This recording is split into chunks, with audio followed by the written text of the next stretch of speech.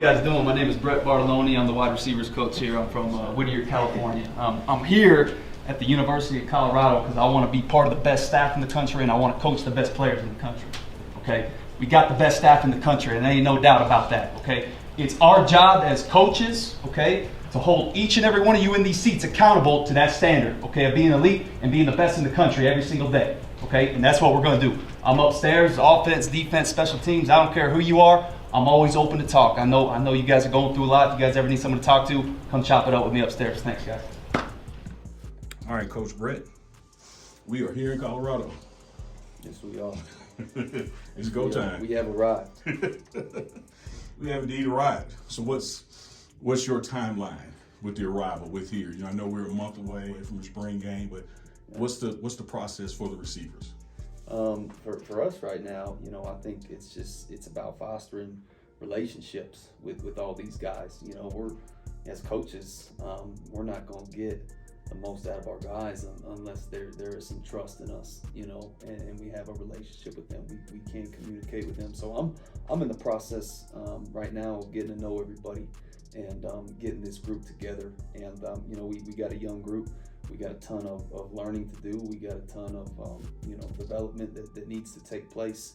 And right now we're just in the process of getting familiar with the offense, speaking the same language, making sure everyone's on the same page, receivers, quarterbacks alike, getting out there on the field and making sure we know how to line up formationally and we know our base concepts. So that way by the time March 19th rolls around, first day of spring ball, we know what the heck we're doing. And we can line up and we're ready to roll. Ready to work instead of exactly teach and work. There's less of a learning curve. Yeah. We could hit the field and we're rolling. There's less wasted time. Yeah. And part of that lack of wasting time has a lot to do with being in shape to work. That's right. And we're going to play fast now. Yeah. And so, another big part of what these guys are doing right now is they're getting their bodies in shape. Physically they got to be in shape. Mentally, we're in the process of getting them shaped. But once that train takes off March 19th, it's rolling, man. Yeah. And so you have to make sure you're doing your due diligence now as a player to get your body right and to be prepared. Make sure you're investing your time right now properly so that all of a sudden, when it comes to March 19th and you're trying to make that withdrawal, it's not, oh shoot, I'm not ready. What's going on? I'm behind it. No, man, you better be investing your time now during these critical, days and weeks leading up to it. Because this, every day is valuable. Time is the biggest enemy for us right now as a football team. And so, we can't waste a single minute. We really can't. So let me talk to you about two different fashions of familiarity, geographic and then personnel. Yeah. You know about football in this area, even in this conference. Yeah. How does that help you, prepare for the opposition you're going to be facing? It really doesn't change. At the end of the day, it's football, man. It really is. And my job as a coach is to hold these guys accountable every single day.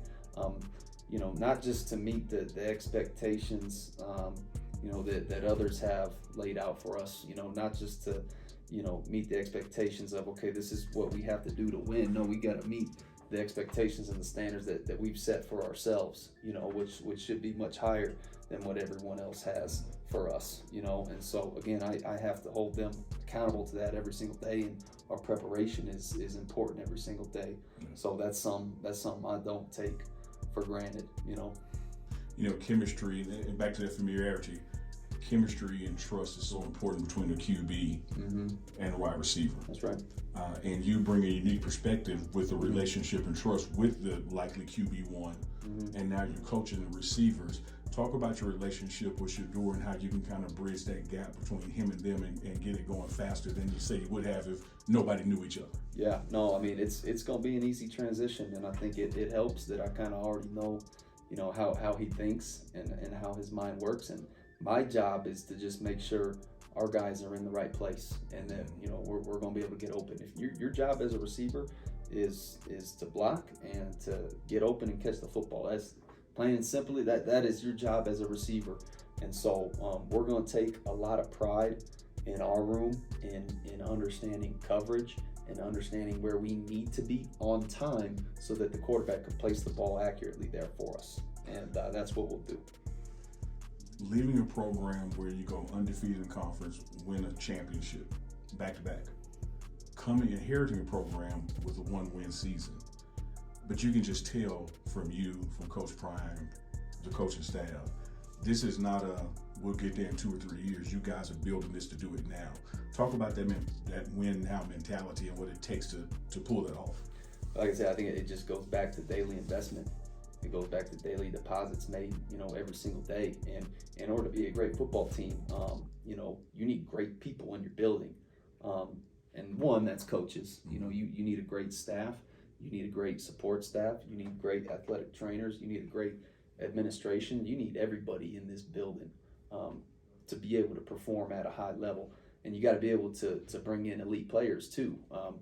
Not to just, not just players where it's like, okay, yeah, based off the tape, they're really good. They got a ton of production, but guys that will, meet our standards and core values, and guys that will trust the culture that is being put in place here by Coach Prime and the rest of the staff, guys that we can trust, So as long as we're making daily deposits every single day, and because you can't just look ahead and snap your fingers, turn on the switch, and be like, okay, we're a good football team. No, man, you got to bring in the right people, you got to instill the right culture, and you got to make daily investments every single day, like we are right now, getting to March 19th in spring ball. Okay, March 19th comes, okay, we hit the ground running on Sunday. We got to get a good practice in on Monday, Wednesday, Friday, whenever it may be, right?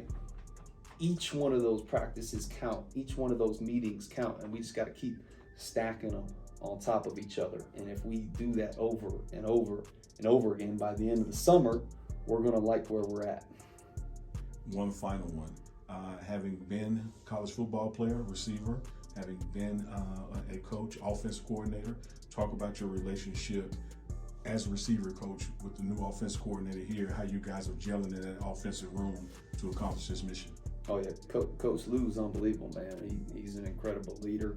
He's an incredible teacher. So I'm just trying to soak up every ounce of knowledge that I can, and again, just make sure that we're on the same page, making sure that we're using the same language, and communication is critical in our offense. Communication is critical in every offense. So it's important that I'm saying the same message. I'm saying the same things that he's saying. Yeah. And the way that he's describing a certain route, a certain coverage, that's exactly how I need to do it too. And so that way, every receiver in that room, every quarterback in that room, they're all hearing it the same way. So for me right now, it's a ton of just learning and a ton of absorbing.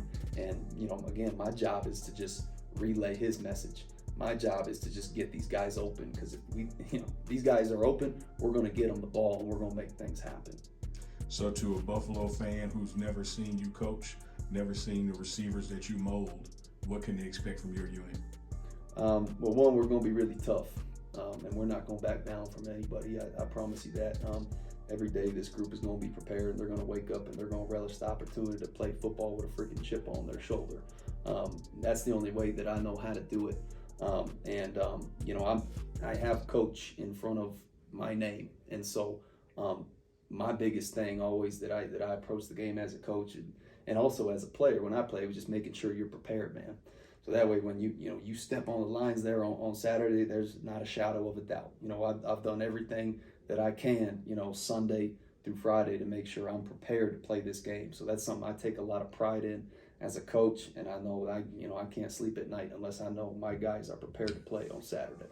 It's hard to, it's hard in life to be successful and not be confident. That's It's right. hard to be confident and not be prepared. Like all these things are linked. The better you know your job, the better you're going to be at your job. That's right. I talk about the 3 C's all the time. You got to be consistent with something. You got to do it over and over and over again, which leads to comfortability. Once you're comfortable with something, it becomes second nature. Consistency, comfortability, ultimately leads to confidence. Okay, and we're going to be a really confident group on Saturday. But each player over the last year, returners, I've built their cut-ups, just kind of what they've done. like all their good plays. Yeah, and then I can also go through and get some of just their, like, see, this is just a Jordan Tyson block clip, nothing crazy. Ain't that nice? I don't even have to ask. That's the type of sense of urgency we like around here. This is just some kind of stuff that he can do, just his ceiling as well as some average plays, just kind of showcasing their talents. I just built Travis's from his outside receiver clips from PFF. I'm gonna go work his slot receiver clips, put them in the same folder. I know what he could do, man. Yeah, no, I just figured might as well have all this stuff. I guess. And then talk to recruiting about getting the high school clips put into Exos so I can build your incoming freshman clips. Appreciate you, man. Of course. I'm gonna go eat, Neely. I might go to PJ's or something.